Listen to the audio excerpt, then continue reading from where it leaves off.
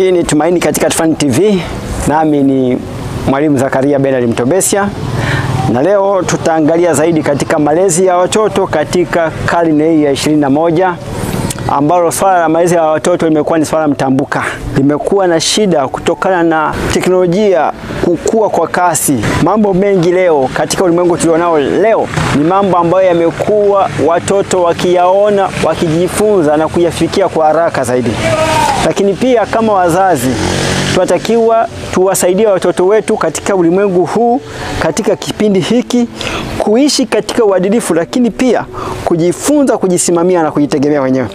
Katika swala la malezi ya watoto kuna mambo manane ambayo tukiangalia leo, ikiwa mzazi utayaishi hayo, ukizingatia kanuni hizi 8, zitakusaidia kumlea mtoto wako ili baadaye aweze kujisimamia na kujitegemea mwenyewe. Jambo la kwanza, usimlee mtoto wako kana kwamba atakuwa ni mtoto kila siku, kana kwamba hatakuwa na atadumu kuwa mtoto kila siku.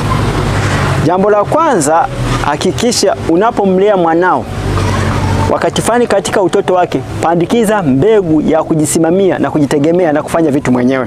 Hapa ina maana kwamba kuna wakati mwache afanye vitu mwenyewe. Mwambie kitu hiki kinafanywa hivi. Uliona mimi nafanya hivi jana. Uliona tunavyoosha sahani, uliona tunavyofuta meza, uliona tunavyofagia, uliona tunavyofyeka, unaona namna ya kufua nguo. Mfundishe taratibu kujitegemea na kufanya vitu mwenyewe. Mfundishe kuanza na nguo nyepesi. Kuna wakati mfundishe kufua nguo zake, afue nguo zake nyepesi, aanze katika umri wake, afanye vitu kutegemea na umri wake. Kama ni kuosha vyombo, osha yeye, mfanye asuze. Usifanye kitu peke yako. Fanya na yeye, mfundishe, baadaye atakuwa msaada na ataweza kujisimamia mwenyewe. Katika kizazi hiki wengi tumetegemea mabinti za kazi na wafanyakazi wafanye kazi kwa sababu tunawalipa, lakini tumesahau kuwasaidia watoto wetu wajisimamie na kufanya kazi wenyewe. Tumetumia muda mwingi kukaa na watoto wetu, hawafanyi kazi, na matokeo yake wamekuwa ni watu hata tunapoondoka duniani, wanapojitenga mbali na sisi, hawawezi kufanya vitu wenyewe. Jambo la pili, mpe mtoto nafasi ya kuchagua mambo mwenyewe. Unapokwenda manunuzi na yeye, unapokwenda kumnunulia kitu, mwache achague mwenyewe. Mfundishe mtoto kuchagua vitu mwenyewe, achague mwenyewe. Ni nguo achague, ili uone ni nguo gani anazozichagua, ili uone ni vitu gani anavyopenda. Ikiwa ni vitabu, mwambie achague mwenyewe, ili sasa ikiwa anakosea nipo muelekeze, mwanangu, hiki hapana, hiki hakifai. Hata kama ni vinywaji, mruhusu uone mwanao, je, anapenda vitu gani? Hii itakusaidia wewe katika kumlea.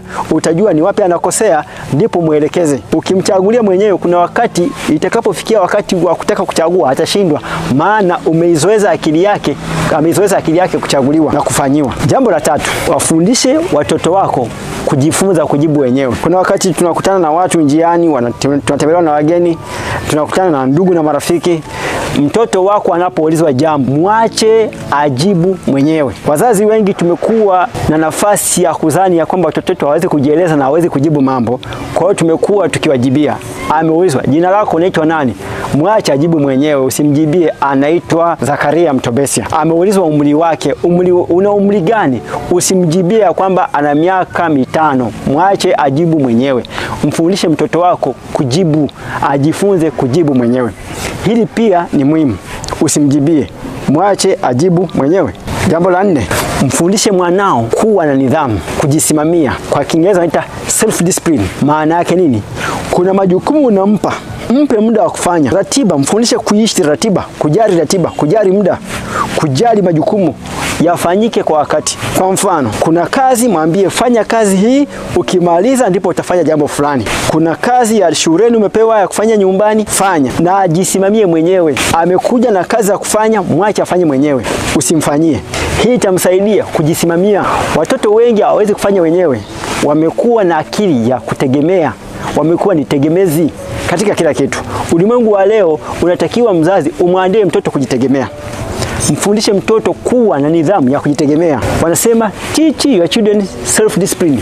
Awe na nidhamu. Jambo la 5, mfundishe mwanao kuwa na nidhamu ya kujikontrol.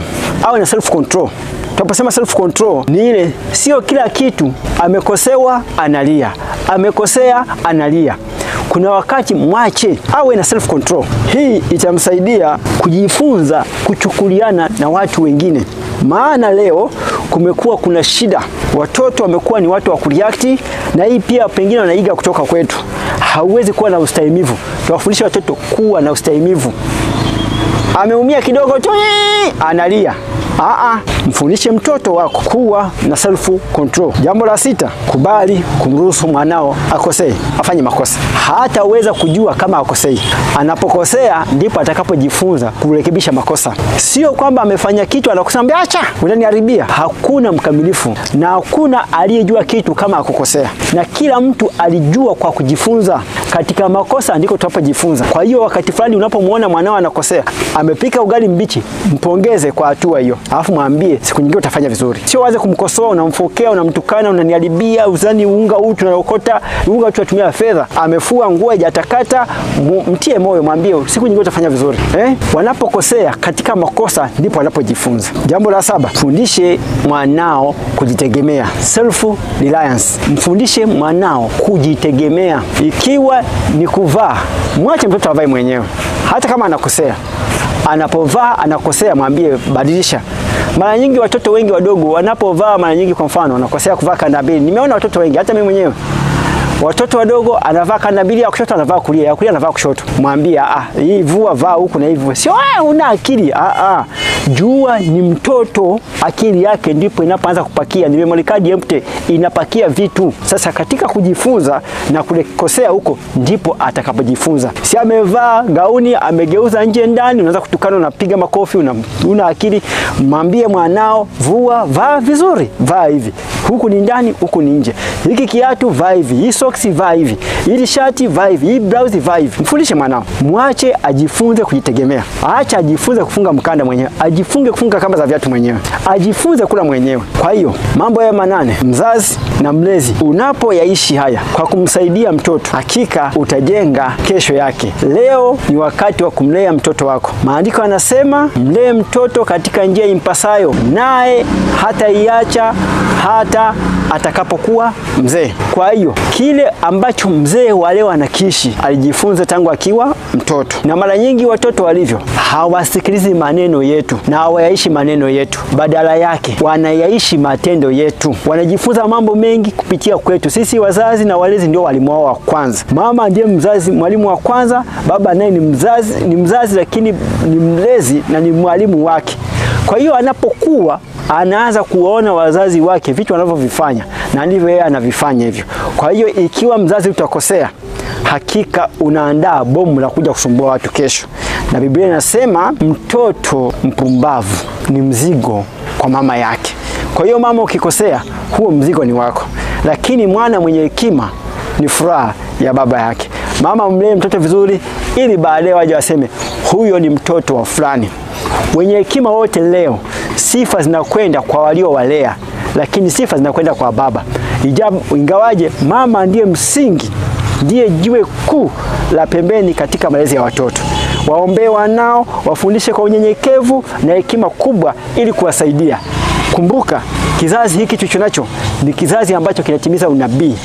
Ikiwa mtu ataharibika, anaharibika jumla.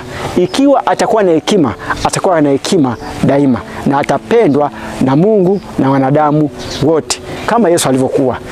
Mariamu na Yusufu walimlea Yesu katika misingi. Maandiko yanasema naye Yesu akazidi kukua katika hekima na kimo, akimpendeza Mungu pamoja na wanadamu wote. Leo Yesu ni mfano bora wa kuigwa katika kila umma, katika kila jamii, maana maarifa yake, mafundisho yake, matendo yake ni msingi wa tabia njema. Mungu na akubariki sana. Kumbuka kusubscribe channel yetu Tumaini Katika Tufani, like, komenti na kushare video zetu kwa wengine. Ulikuwa nami mwinjilisti na mwalimu Zakaria Bernard Mtobesia wa adha. Assalamu alaikum warahmatullahi wabarakatuh.